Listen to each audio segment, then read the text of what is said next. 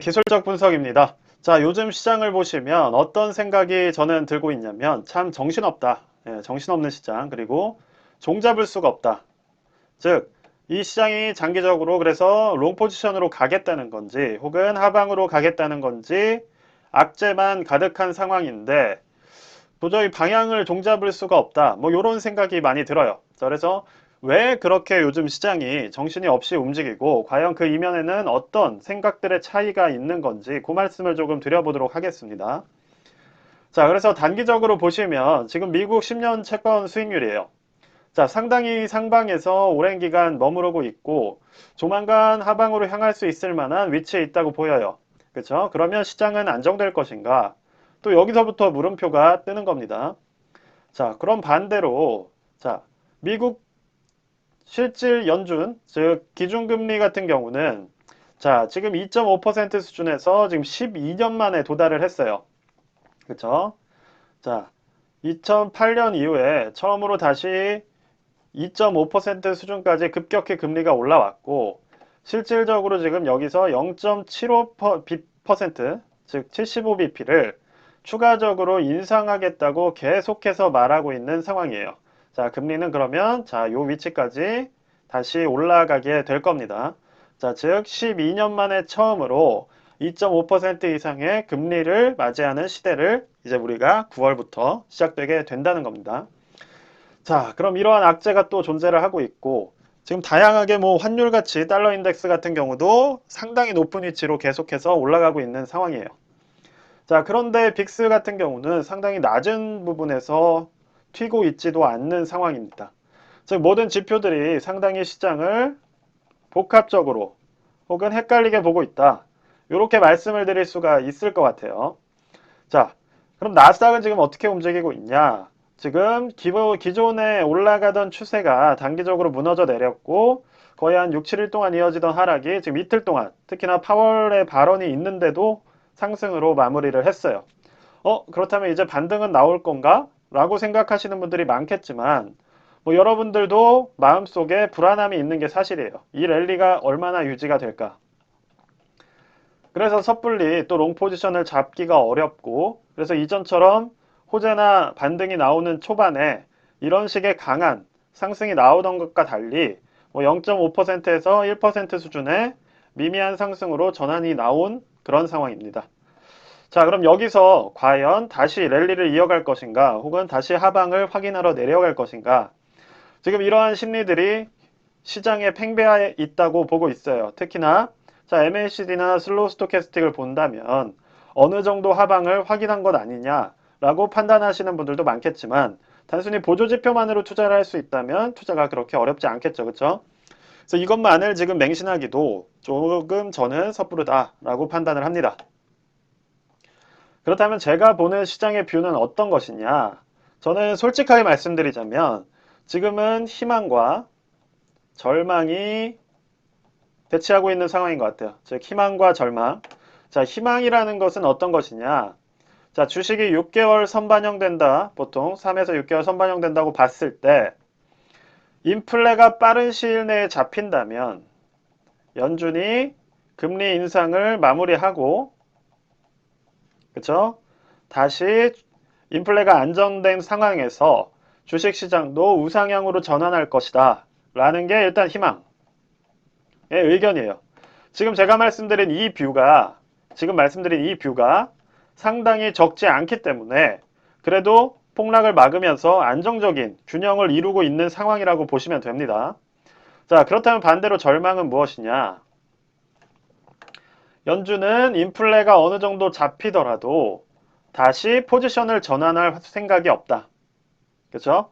다시 인플레가 좀 잡혀서 휘발유 값이 확 떨어지고 뭐 심지어 5, 60달러 수준까지 떨어져서 물가가 안정이 되더라도 연준은 금리 인상을 지속하거나 계속 이어가면서 혹은 높은 수준에서 금리를 유지시키면서 시중에 있는 유동성을 상당 기간, 즉 1년 이상 빨아들일 것이다. 라고 보는 게 절망이에요. 지금은 이 희망과 절망의 뷰가 어느 정도 공존할 수 있는 그러한 시기에 있다고 보는 겁니다. 그렇기 때문에 시장도 지금처럼 헷갈리게 움직이는 거예요. 왜냐? 두 개의 심리가 계속해서 부딪히고 있기 때문에 어느 한쪽이 승리한 게 아니란 말이죠. 그렇기 때문에 하나의 이슈에 대해서도 앞서 말씀드린 희망의 뷰가 작동을 하고 또 하나의 상황에 대해서도 절망의 뷰가 동일하게 작동을 하면서 계속해서 싸우고 있는 거예요. 자, 그렇다면 저는 여기서 이제 소신 발언을 할 생각인데 장기적으로 보면 저는 절망의 뷰가 더 실현 가능성이 높다고 보고 있는 거예요. 즉, 지금 계속해서 두 시각이 충돌하고 있지만 결과적으로 이 키를 쥐고 있는 연준의 생각은 인플레가 적당히 잡힌다고 돈을 흡수하는 걸 멈출 생각이 없어 보여요. 즉, 시장이 건강해질 때까지, 즉 버블이 주저앉을 때까지 금리를 올리고 그 추세를 유지할 생각인 것처럼 저는 보인다는 겁니다. 즉, 비둘기파 일색이던 연준이 결국 12년 동안 유지해온 뷰를 포기를 했다는 거예요. 최근 말을 들어보면 우리가 12년 동안 유지해왔던 시각과 뷰를 이제 바꿨다. 그런데 중요한 점은 이렇게 뷰를 12년 만에 바꿨는데 불과 2, 3개월 만에 다시 뷰를 바꿔버린다?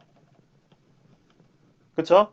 연준이 불과 12년 동안 이어온 뷰를 이제 전환하겠다고 이야기를 했는데 그거를 그 말을 뱉은 지 3개월 만에 뷰를 바꿔서 인플레가 잡혔으니 다시 상승으로 이어갈 수 있는, 즉 금리 인상을 그만하거나 혹은 낮추는 방향으로 통화정책을 변경하겠다 라고 말할 확률이 저는 그렇게 높지 않다고 보고 있어요. 만약 그렇게 된다면 정말 장기적으로도 엄청난 신뢰를 잃는 행위가 될 것이기 때문에 그거는 미국을 위해서도 혹은 전 세계 경제를 위해서도 바람직하지 않다. 그리고 그 정도는 당연히 저보다 훨씬 똑똑하신 통화정책을 입안하시는 분들은 너무나 잘 알고 있다라고 보고 있습니다.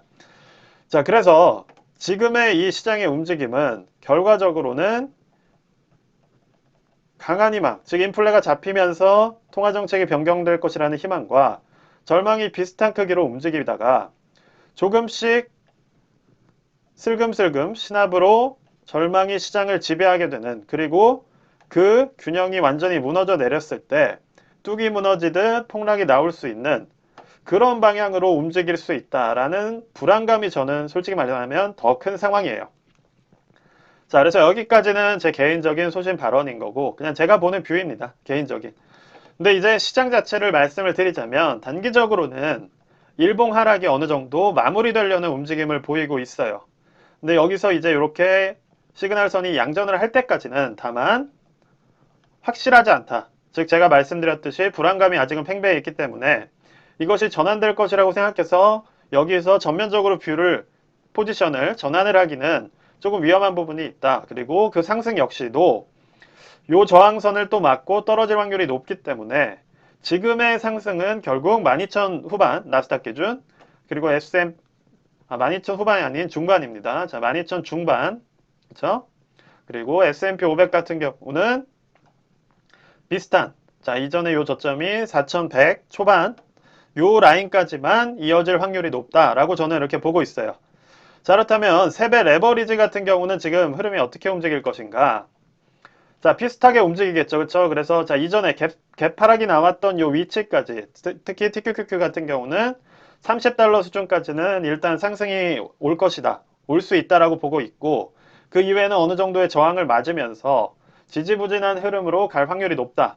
즉 K값 자체가 강하게 뛰질 못하고 그냥 수줍게 고개를 든 수준이기 때문에 시장의 방향을 바꾸기에는 조금 약하다. 그래서 오늘의 상승, 예를 들어서 오늘 시장의 상승이 나온다면 조금 강한 장대 양봉이나 갭상승 정도가 나오면서 시장의 분위기를 바꿔줘야 지금 이 일봉상의 추세 전환이 쭉 갈 수가 있다.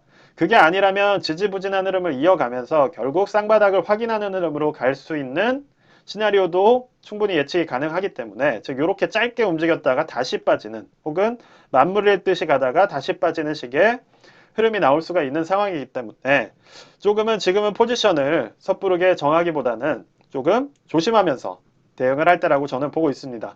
그래서 개인적인 투자 인사이트 혹은 조언을 드리자면 지금은 세배 레버리지보다는 그냥 원지수 QQQ나 원래 잘하셨잖아요. 그쵸? 원래 대상승기에는 다들 QQQ를 하셨으면서 왜 지금 같은 시장에서의 TQQQ를 꺼내시는지 잘 모르겠어요.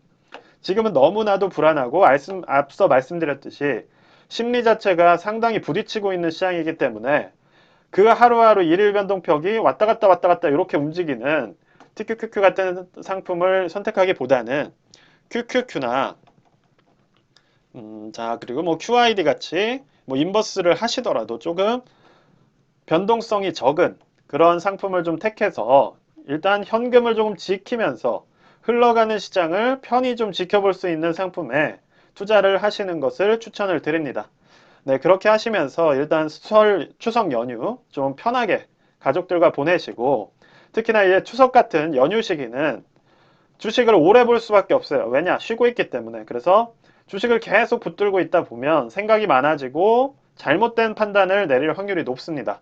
그렇기 때문에 극단적인 포지셔닝 혹은 변동성이 큰 상품에 투자하기보다는 그냥 안정적인 투자 포지션으로 오늘에라도 조금 포지션을 바꿔보시고 설 연휴만큼은 조금 편한 마음으로 푹 쉬실 수 있도록 그런 시간을 가지시기를 개인적으로 좀 조언을 드리겠습니다.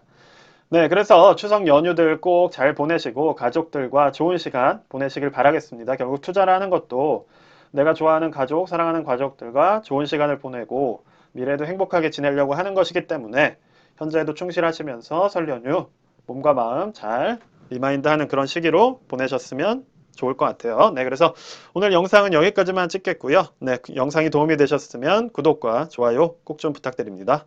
감사합니다.